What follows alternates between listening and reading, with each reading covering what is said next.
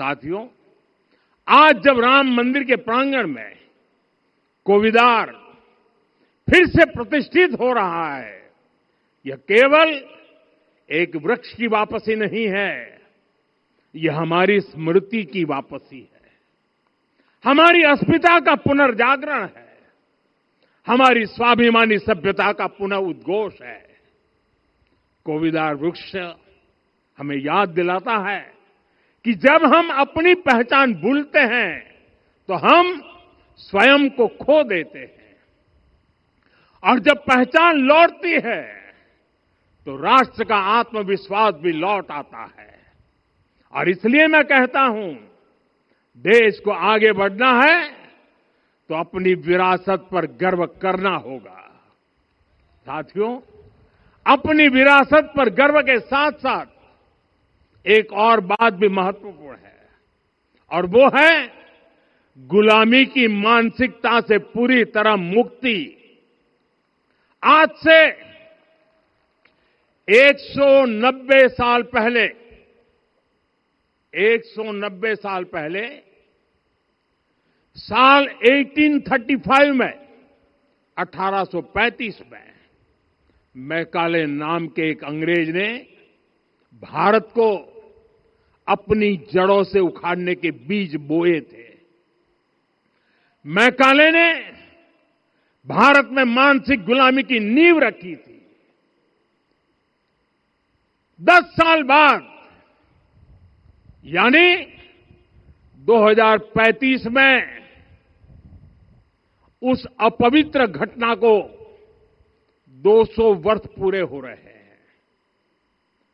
कुछ दिन पहले ही मैंने एक कार्यक्रम में आग्रह किया था कि हमें आने वाले 10 वर्षों तक उस 10 वर्षों का लक्ष्य लेकर चलना है कि भारत को गुलामी की मानसिकता से मुक्त करके रहेंगे। साथियों, सबसे बड़ा दुर्भाग्य यह है कि मैकाले ने जो कुछ सोचा था उसका प्रभाव कहीं व्यापक हुआ। हमें आजादी मिली, लेकिन हीन भावना से मुक्ति नहीं मिली। हमारे यहां एक विकार आ गया कि विदेश की हर चीज, हर व्यवस्था अच्छी है और जो हमारी अपनी चीजें हैं उनमें खोट ही खोट है। साथियों, गुलामी की यही मानसिकता है जिसने लगातार यह स्थापित किया। हमने विदेशों से लोकतंत्र लिया। कहा गया कि हमारा संविधान भी विदेश से प्रेरित है, जबकि सच ये है कि भारत लोकतंत्र की जननी है, मदर ऑफ डेमोक्रेसी है। लोकतंत्र हमारे डीएनए में है। साथियों, अगर आप तमिलनाडु जाएंगे तो तमिलनाडु के उत्तरी हिस्से में उत्तीरमेरूर गांव है। वहां हजारों वर्ष पहले का एक शिलालेख है। उसमें बताया गया है कि उस कालखंड में भी कैसे लोकतांत्रिक तरीके से शासन व्यवस्था चलती थी, लोग कैसे सरकार चुनते थे। लेकिन हमारे यहां तो मैग्ना कार्टा की प्रशंसा का ही चलन रहा। हमारे यहां भगवान बसवन्ना, उनके अनुभव मंटपा की जानकारी भी सीमित रखी गई। अनुभव मंटपा यानी जहां सामाजिक, धार्मिक और आर्थिक विषयों पर सार्वजनिक बहस होती थी, जहां सामूहिक सहमति से निर्णय लिए जाते थे। लेकिन गुलामी की मानसिकता के कारण इस भारत की कितनी ही पीढ़ियों को इस जानकारी से भी वंचित रखा गया। साथियों, हमारी व्यवस्था के हर कोने में गुलामी की इस मानसिकता ने डेरा डाला हुआ था। अब याद करिए, भारतीय नौसेना का ध्वज सदियों तक उस ध्वज पर ऐसे प्रतीक बने रहे जिनका हमारी सभ्यता, हमारी शक्ति, हमारी विरासत से कोई संबंध नहीं था। अब हमने नौसेना के ध्वज से गुलामी के हर प्रतीक को हटाया है। हमने छत्रपति शिवाजी महाराज की विरासत को स्थापित किया है। और ये सिर्फ एक डिजाइन में बदलाव नहीं हुआ, ये मानसिकता बदलने का क्षण था। ये वो घोषणा थी कि भारत अब अपनी शक्ति अपने प्रतीकों से परिभाषित करेगा, न कि किसी और की विरासत से। और साथियों, यही परिवर्तन आज अयोध्या में भी दिख रहा है। साथियों, ये गुलामी की मानसिकता ही है जिसने इतने वर्षों तक रामत्व को नकारा है। भगवान राम अपने आप में एक वैल्यू सिस्टम है। ओरछा के राजा राम से लेकर रामेश्वरम के भक्त राम तक और शबरी के प्रभु राम से लेकर मिथिला के पाहुन राम जी तक भारत के हर घर में, हर भारतीय के मन में और भारतवर्ष के हर कण कण में राम है।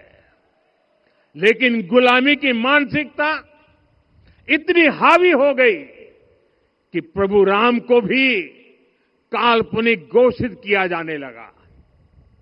साथियों, अगर हम ठान लें अगले 10 साल में मानसिक गुलामी से पूरी तरह मुक्ति पा लेंगे, और तब जाकर के ऐसी ज्वाला प्रज्वलित होगी, ऐसा आत्मविश्वास बढ़ेगा कि 2047 तक विकसित भारत का सपना पूरा होने से भारत को कोई रोक नहीं पाएगा। आने वाले 1000 वर्ष के लिए भारत की नींव तभी सशक्त होगी जब मैकाले की गुलामी के प्रोजेक्ट को हम अगले 10 साल में पूरी तरह ध्वस्त करके दिखा देंगे। साथियों, अयोध्या धाम में रामलला का मंदिर परिसर भव्य से भव्यतम हो रहा है और साथ ही अयोध्या को संवारने का काम लगातार जारी है। आज अयोध्या फिर से वह नगरी बन रही है जो दुनिया के लिए उदाहरण बनेगी। त्रेता युग की अयोध्या ने मानवता को नीति दी। 21वीं सदी की अयोध्या मानवता को विकास का नया मॉडल दे रही है। तब अयोध्या मर्यादा का केंद्र थी, अब अयोध्या विकसित भारत का मेरुदंड बनकर उभर रही है। साथियों, भविष्य की अयोध्या में पौराणिकता और नूतनता का संगम होगा। सरयू जी की अमृत धारा और विकास की धारा एक साथ बहेगी। यहां आध्यात्म और आर्टिफिशियल इंटेलिजेंस दोनों का तालमेल दिखेगा। राम पथ, भक्ति पथ और जन्मभूमि पथ से नई अयोध्या के दर्शन होते हैं। अयोध्या में भव्य एयरपोर्ट है। अयोध्या में आज शानदार रेलवे स्टेशन है। वंदे भारत और अमृत भारत एक्सप्रेस जैसी ट्रेनें अयोध्या को बाकी देश से जोड़ रही हैं। अयोध्या वासियों को सुविधाएं मिले, उनके जीवन में समृद्धि आए, इसके लिए निरंतर काम चल रहा है। साथियों, जब से प्राण प्रतिष्ठा हुई है तब से लेकर आज तक करीब 45 करोड़ श्रद्धालु यहां दर्शन के लिए आ चुके हैं।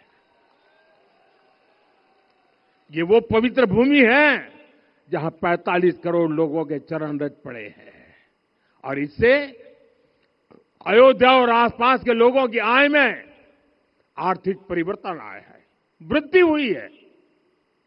कभी अयोध्या विकास के पैमानों में बहुत पीछे थी, आज अयोध्या नगरी यूपी के अग्रणी शहरों में से एक बन रही है। साथियों, 21वीं सदी का आने वाला समय बहुत महत्वपूर्ण है। आजादी के बाद के 70 साल में भारत विश्व की 11वीं सबसे बड़ी अर्थव्यवस्था बना। 70 साल में 11वीं। लेकिन पिछले 11 साल में ही भारत विश्व की 5वीं सबसे बड़ी अर्थव्यवस्था बन चुका है। और वो दिन दूर नहीं जब भारत विश्व की तीसरी सबसे बड़ी अर्थव्यवस्था भी बन जाएगा।